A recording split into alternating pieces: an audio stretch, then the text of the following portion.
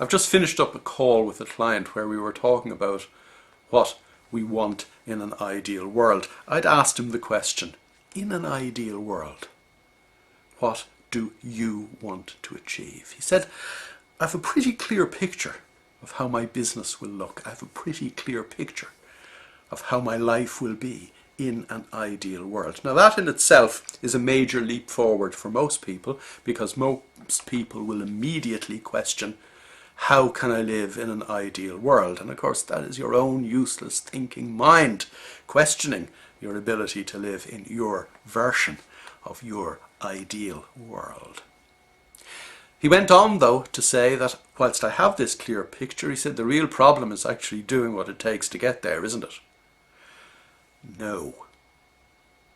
All you need to do is give your subconscious mind the picture of what your ideal world looks like, feels like, sounds like, smells like, and tastes like.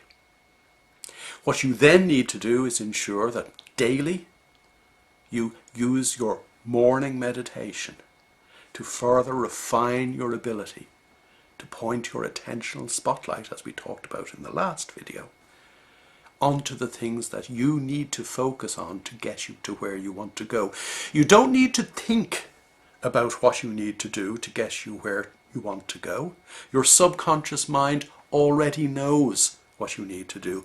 It's already got the picture. This is how our minds work anyway.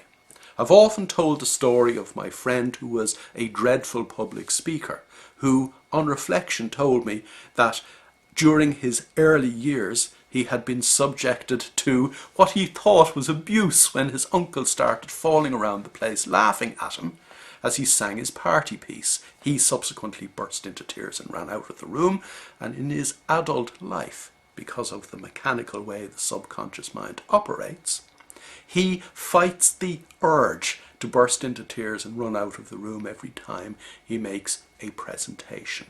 That is the mechanical way our subconscious mind works. It has a picture of how we behave to get to where we want to go. Where we want to go is our belief. In this case, this guy had a flawed belief because at 3 or 4 years of age he couldn't decide what were the good psychological snapshots to take for him and what were the bad ones.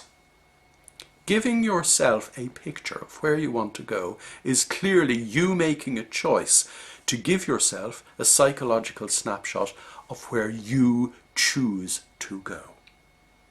Your subconscious mind will then do the rest if and only if it is freed from your own useless thought.